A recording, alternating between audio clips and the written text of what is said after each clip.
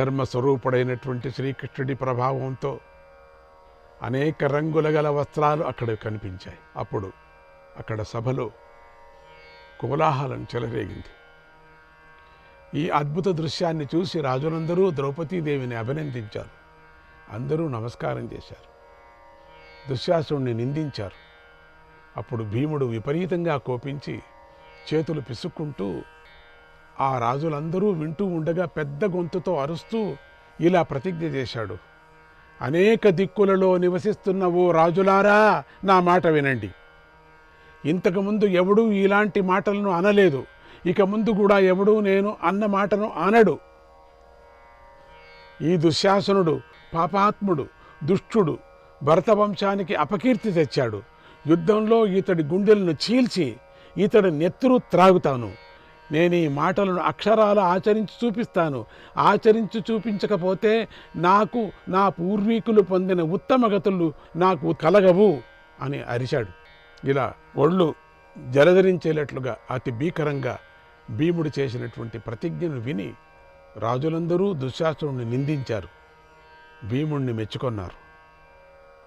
సభా మధ్యలో వస్త్రాల రాసి ప్రోగు పడుతూనే ఉంది, జరుగుతూనే ఉంది. అది ఫ్యాక్టరీ లాగా వస్తూనే ఉన్నాయి.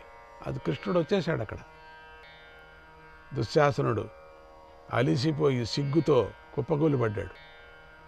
పాండవుల స్థితిని చూసి సభ్యులు, రాజులు దుశ్శాసనుడిని ఛీ ఛీ అని నిందించారు. కౌరవులు ద్రౌపది ప్రశ్నకు సరిగా ఆలోచించలేదు. ఎవరు కూడా స్పష్టమైన సమాధానం చెప్పలేకపోయారు అని ప్రజలు ఆక్రోశిస్తూ ధృతరాష్ట్రుణ్ణి నిందించారు. అప్పుడు ధర్మవేత్త అయిన విదురుడు చేతులు పైకెత్తి సభలోని వారందరికీ వారిస్తూ ఇలా అన్నాడు. ఓ సభ్యులారా, ద్రౌపది తన ప్రశ్నను మన ముందుంచి అనాథలాగా రోధిస్తుంది. కానీ మీరు ఆ ప్రశ్నను విచారించటం లేదు. ఇక్కడ ధర్మహాని జరుగుతుంది. ఆర్తుడై ఉన్నవాడు చింతతో రగిలిపోతూ సభను శరణు వేడుతాడు. అప్పుడు సభ్యులందరూ సత్యధర్మాలను ఆశ్రయించి అతడి ఆర్తిని తొలగిస్తారు. అతడు శాంతించేలాగా చేస్తారు. అందువల్ల మంచి మనిషి ధర్మానికి అనుకూలంగా ఉన్న ప్రశ్ననే అడుగుతారు. సభ్యులు కామక్రోధాలకు వశం కాకుండా ఆ ప్రశ్నకు సమాధానం చెప్పాలి. ఈ వికర్ణుడు తన బుద్ధిని అనుసరించి తన ప్రశ్నను చక్కగా ఆలోచించి చెప్పాడు. అలాగే మీరు కూడా మీ బుద్ధికి తగినట్లుగా నిశ్చయం చేసుకొని తగిన సమాధానం చెప్పండి.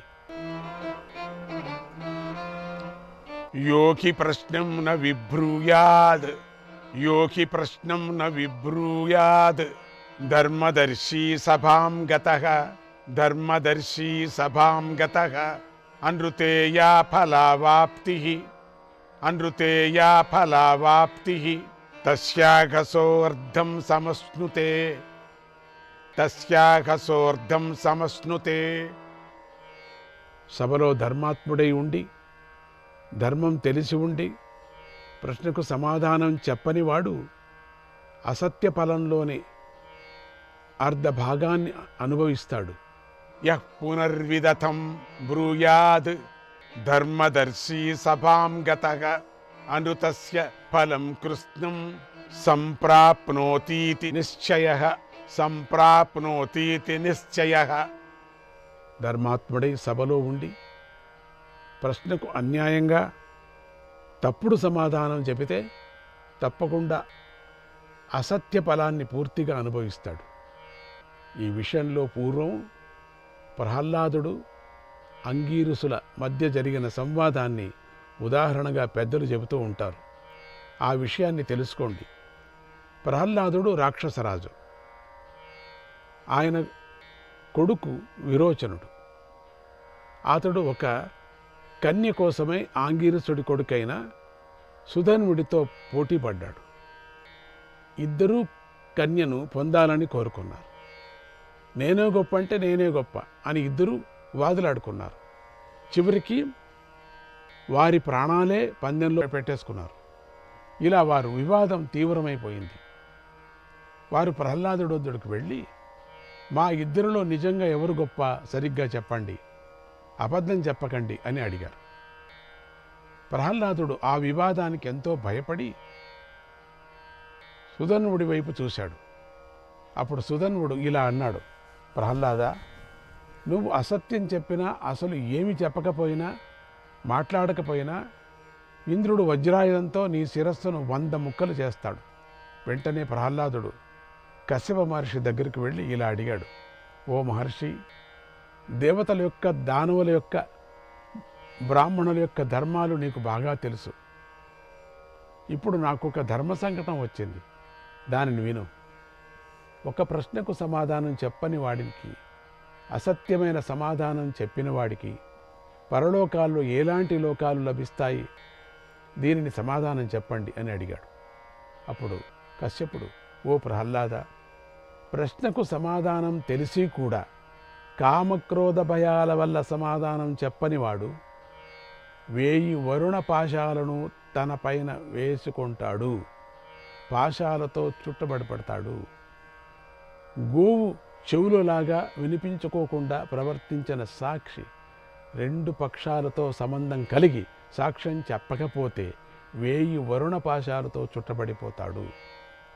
వరుణ పాశం అంటే అవి భయంకరమైనటువంటి పాశాలు. ఒక్కసారి మీద పడ్డాయి అంటే వాటిని విడిపించుకోవటం కష్టం. అవి శరీరాన్ని ముక్కలు ముక్కలుగా కోసేస్తూ ఉంటాయి. చివరికి మరణించటమే దానివల్ల ఫలం. వాడు 1 సంవత్సరం గడిచిన తరువాత ఒక పాశం నుండి బయటపడతాడు. కనుక సత్యము తెలిసిన వాడు సత్యాన్నే చెప్పాలి. ధర్మం అధర్మం చేత భంగపడి సభలో నిలబడినప్పుడు సభాసదులు కూడా భంగపడినట్లే అవుతుంది కదా. వారికి అవమానం జరిగిందని భావించాలి. వారు ధర్మానికి కలిగిన గాయాన్ని తొలగించలేరు. అందుచే వారు ఆ పాప ఫలాన్ని అనుభవించి తీరవలసిందే. అర్థం కరతి వై శ్రేష్ఠగా పాదో భవతి కర్తృషు, పాదో భవతి కర్తృషు, పాదశ్చైవ సభాసత్సు, ఏన నిందతి నిందితం, ఏన నిందతి నిందితం. నిందింపదగిన వాడిని నిందించకుండా ఉంటే ఆ పాప ఫలంలో సభాపతి సగాన్ని పొందుతాడు.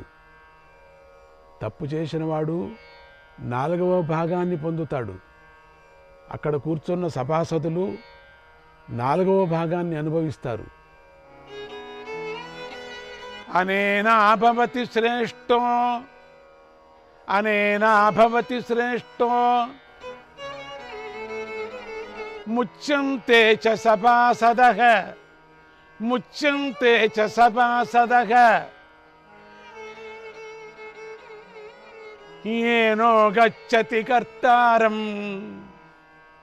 ఏనో గచ్చతి కర్తారం, నిందార్హో యత్ర నింద్యతే, నిందార్హో యత్ర నింద్యతే.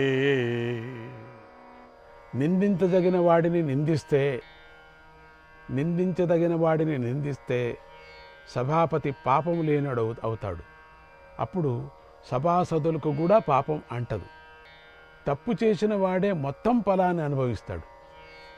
ప్రహ్లాద, ధర్మం అడిగినప్పుడు తప్పుడు సమాధానం చెబితే ఆ వక్త యొక్క సంపాదించుకున్న పుణ్యఫలమంతా నశిస్తుంది. ముందు 7 తరాలు, వెనుక 7 తరాలు పుణ్యాలు కూడా నశిస్తాయి. ధనాన్ని కోల్పోయినవాడు, తన ప్రయోజనాన్ని పోగొట్టుకున్నవాడు, రాజు కోపానికి గురి అయినవాడు, పులివాత పడినవాడు, సాక్షులను మోసగించినవాడు, వీరందరూ ఒకే విధమైనటువంటి దుఃఖాన్ని అనుభవిస్తారని దేవతలు చెప్పారు. అసత్యం చెబితే అంటే వాళ్ళంతా అసత్యం చెబితే వాళ్ళు ఆ దుఃఖాలను అనుభవించవలసి వస్తుంది, లేకపోతే అనుభవించిన పని లేదు. అది అసత్యం చెప్పి అధర్మంగా ప్రవర్తిస్తే వీళ్ళ లిస్ట్ ఉందే వాళ్ళందరూ కూడా. ప్రత్యక్షంగా చూసినా విన్నా ధారణ చేసినా అతడు సాక్షి అవుతాడు. కాబట్టి సత్యం చెప్పిన సాక్షి ధర్మార్థాలకు దూరం కాడు. సత్యం చెప్పకపోతే ధర్మార్థాలకు దూరం అవుతాడు అన్నాడు. ఆ మాట విని ప్రహ్లాదుడు కొడుకుతో, ఓ విరోచన, సుధన్వుడు నీకన్నా గొప్పవాడు. అతడి తండ్రి అయినటువంటి అంగిరుడు నాకన్నా గొప్పవాడు. సుధన్వుడి తల్లి నీ తల్లి కన్నా గొప్పది. ఇప్పుడు సుధన్వుడే నీ ప్రాణాలు రక్షిస్తాడు. అతడే అధికారి అన్నాడు. అప్పుడు సుధన్వుడు ప్రహ్లాదుడితో, పుత్ర స్నేహాన్ని కూడా కాదని నువ్వు ధర్మం మీదే నిలబడ్డావు. నిన్ను నేను అనుగ్రహిస్తున్నాను. నీ కుమారుడు నిండు 100 ఏళ్లు బ్రతుకుతాడు అని ఆశీర్వదించాడు. ఓ సభాసదులారా, ఈ పరమధర్మ ప్రసంగాన్ని మీరందరూ విన్నారు కదా. ఇప్పుడు ఈ ద్రౌపదీదేవి అడిగిన ప్రశ్నకు తగిన సమాధానాన్ని చెప్పండి అన్నాడు. విదురుడు చెప్పిన ఆ మాటలు విని కూడా సభలోని వారెవరూ కూడా మాట్లాడలేకపోయారు.